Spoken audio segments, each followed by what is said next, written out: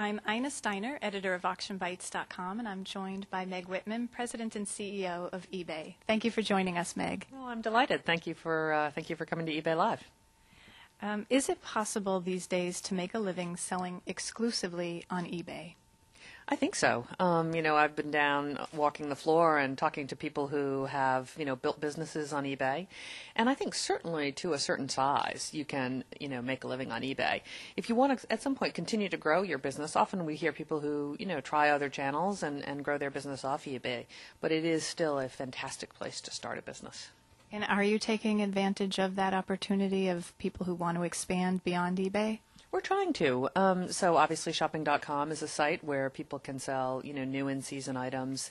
Obviously eBay Express has been one of the things where we've enabled people to grow their business. And then we've also, done some things that with seller tools that we hope will enable people to continue to expand their eBay businesses. Last year there was a lot of talk about balancing the marketplace between store and core. Why do you think it was bad for the buying experience to see store items at the bottom of the auction listings? Well, when we first integrated store inventory format into core, it created just huge numbers of listings of often the same products.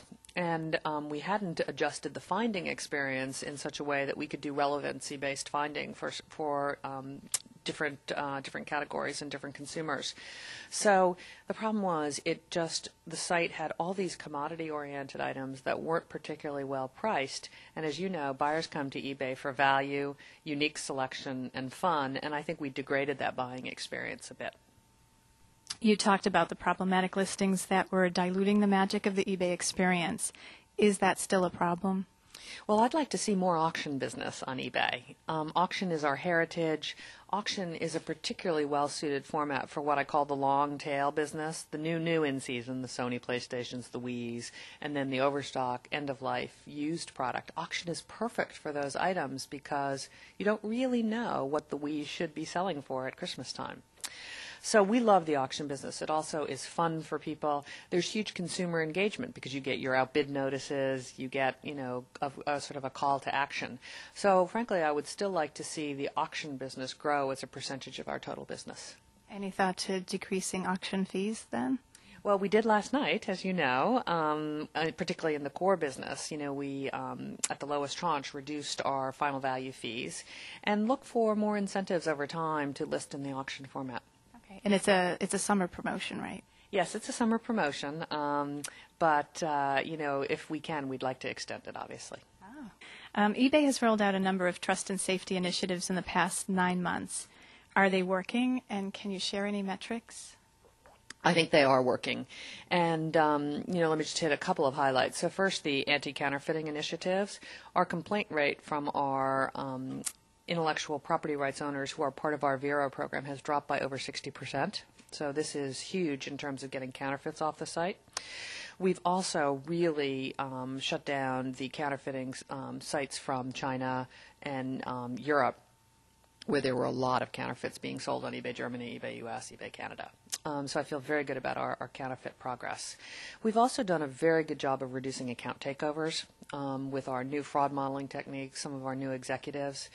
And our anti-spoof and spam technology has really helped that because, of course, most of the account takeovers are when our members, think they're being asked for their password and user ID from eBay, but it's not really eBay. So that's, I think, working quite well. And we're also pleased with the early feedback from Feedback 2.0. Not all sellers love the 4-point rating scheme, but our buyers like it because it does allow them to discern a little more between sellers, especially around some of the pain points on shipping. You mentioned Vero, and I know when sellers get a takedown notice, some IP holders are pretty good about communicating, and there's information on the website, but some are very difficult to get a hold of. It's very challenging.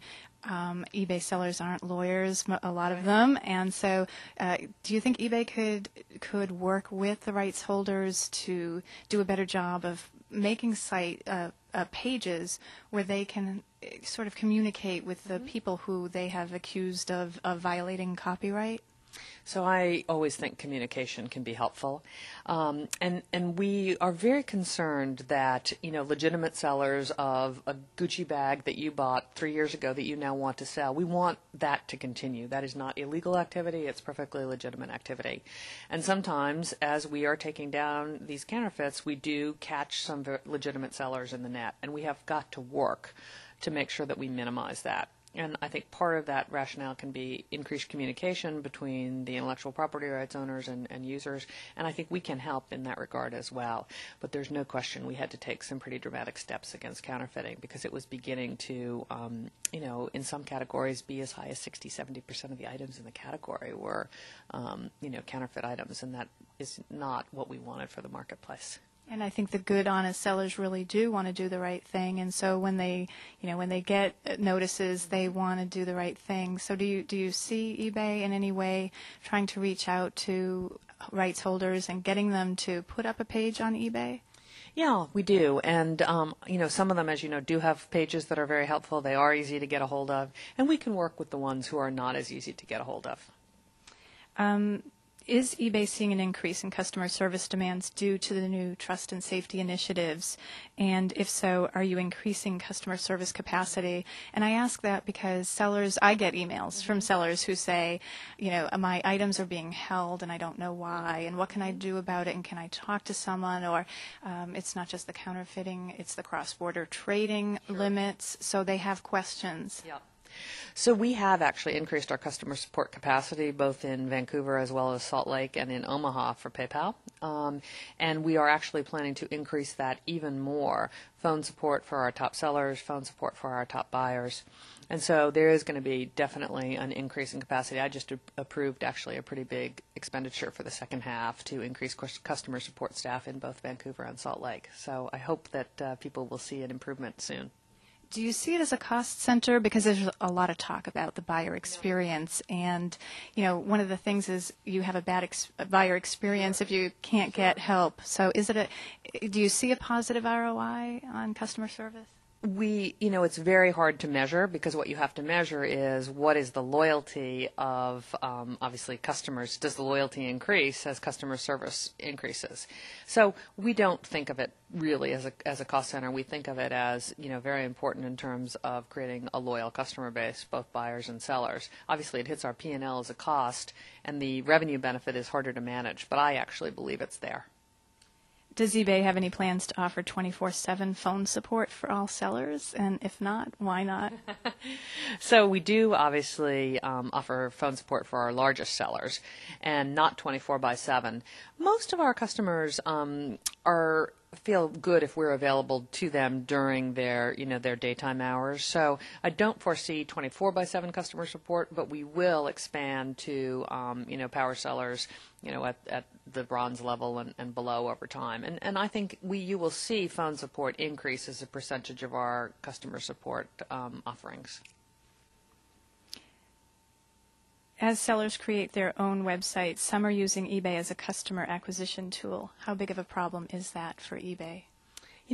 I think that's actually been true from the beginning in many ways, that people use eBay as a customer acquisition tool as the place where they can get real volume. The throughput on eBay is just enormous.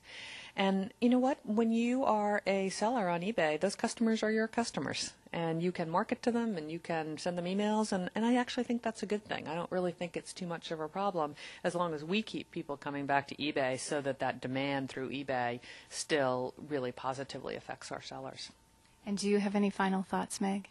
Well, first of all, thank you very much for coming. Thank you for being the voice of the community. You've been at this now almost 9 years, 10 years? Since '99. Wow. So you've watched us grow up from, a pretty small company now to a pretty big one.